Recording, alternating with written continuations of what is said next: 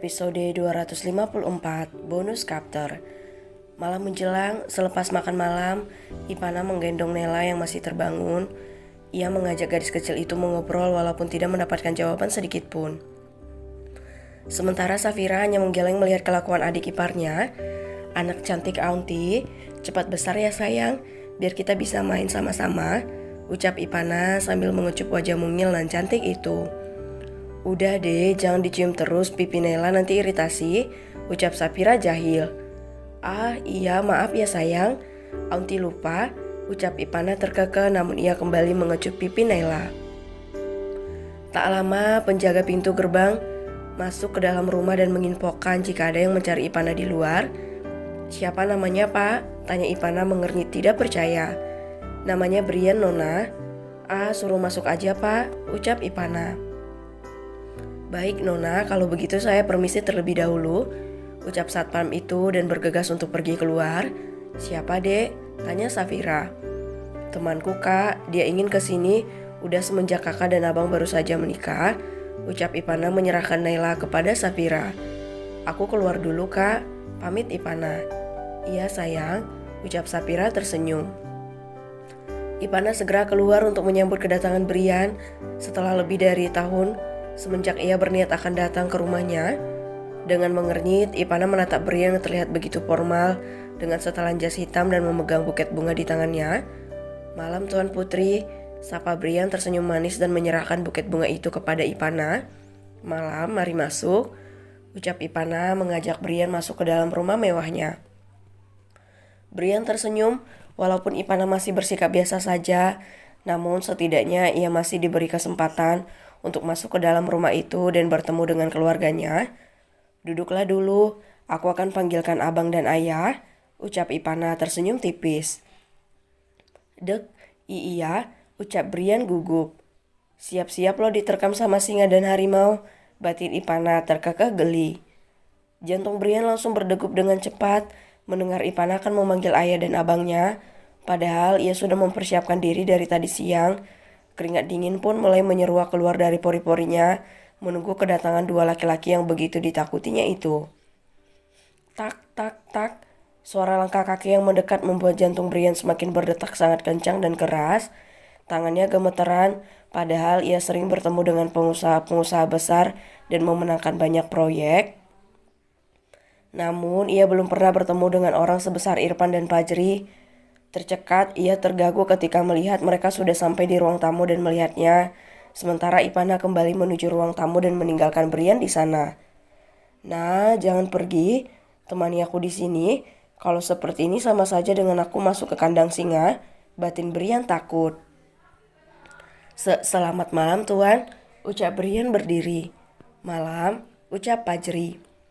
Sementara Irfan tidak menjawab sapaan Brian, ia hanya menatap tajam laki-laki yang ada di depannya karena berani datang ke rumah pada saat jam istirahat.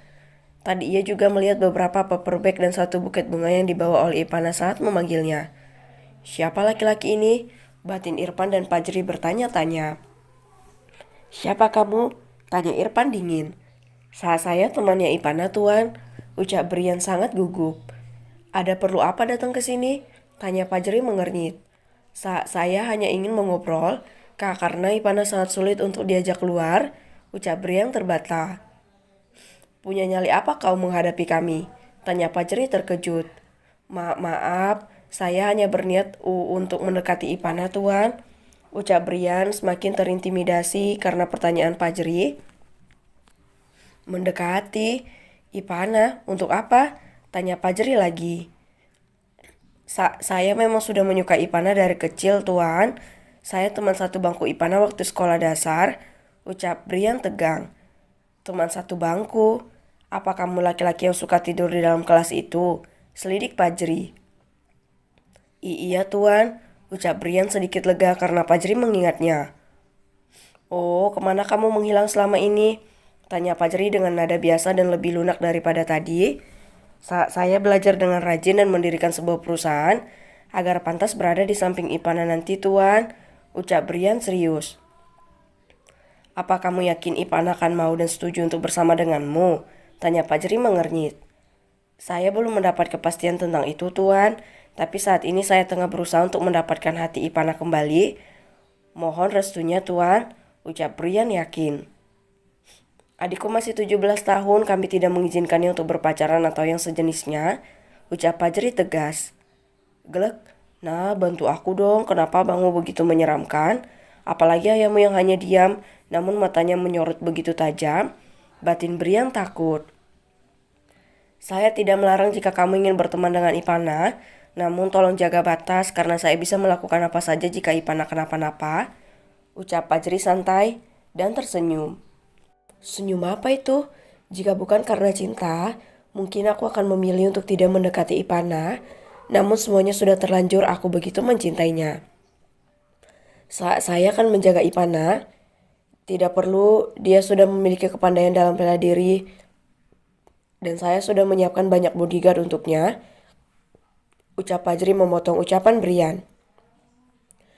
Kita lihat seberapa besar nyali kamu anak muda, masih bocil juga mau mengajak prinsesku berpacaran? Gak ada, aku gak akan pernah mengizinkan Ipana berpacaran sebelum usianya menginjak 20 tahun, batin Fajri. Krik krik krik, hening Brian tidak tahu harus berkata apa lagi, sementara Irfan dan Fajri menatapnya seperti hendak menerkam. Bergerak sedikit langsung tewas, begitulah yang dilihat oleh Brian. Nak Brian, saya tahu niat kamu kesini untuk meminta izin ataupun berkenalan dengan kami. Tidak masalah jika kamu ingin berteman dengan Ipana. Namun kami tidak mentolerir jika kamu berbuat lebih kepada putri saya, ucap Irfan tenang. Jangan repot-repot dan menghabiskan waktu untuk mengejar Ipana, karena dia bukan perempuan yang mudah untuk bergaul dengan lawan jenis. Lebih baik kamu fokus kepada tujuan awal, yaitu terlihat pantas untuk Ipana. Kembangkan perusahaanmu hingga ke dunia, kalau kamu ingin merasa pantas sesuai dengan ucapanmu tadi, karena Dirgantara Corp akan saya wariskan kepadanya. Sambung Irfan memiliki pesan yang tersirat. Baik Tuan, akan saya usahakan semoga kami berjodoh di kemudian hari, ucap Brian tersenyum lega. Ia seolah mendapatkan tantangan baru dan juga celah untuk memiliki Ipana, karena ia tahu jika Ipana akan patuh kepada ayah dan abangnya. Mereka mengobrol ringan dengan santai karena Fajri bisa mengubah suasana dengan cepat, membahas banyak hal baik seputar bisnis, kegiatan sehari-hari, dan hal yang lain. Setelah cukup lama, Brian memilih untuk pamit pulang. Dengan senyum yang merekah, ia melangkah keluar rumah setelah berpamitan dengan Irfan dan Fajri. Aku pikir semuanya bakalan sulit menghadapi dua raja bisnis dengan segala keposesifan mereka terhadap Ipana. Ya walaupun aku harus menunggu lagi agar bisa menjadikan Ipana sebagai milikku, ucap Brian di dalam mobil. Sementara di dalam rumah Dirgantara, Ipana hanya pura-pura tertidur di ruang keluarga.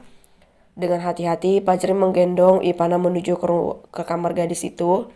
Selamat tidur sayangnya abang, ucap Fajri tersenyum sambil mengecup kening Ipana lembut. Setelah Fajri keluar dari kamar, Ipana segera membuka matanya dan tersenyum senang. Abang pasti berusaha keras agar bisa membagi waktu untuk aku dan kakak, ucap Ipana lega. Ia kembali teringat dengan perbincangan ayah dan abangnya bersama Brian tadi. Apa benar dia begitu menyukaiku, sampai harus bekerja keras untuk membangun perusahaan agar bisa bersanding denganku? Bukankah ini terlalu berlebihan? Bagaimana kalau kami tidak jodoh? Sepertinya aku harus mempersiapkan diri untuk menghadapi jika sewaktu-waktu ayah mewariskan perusahaan kepadaku, batin Ipana. Ia kembali memejamkan matanya dan terlelap dengan damai, ditemani cahaya remang-remang hingga pagi menjelang.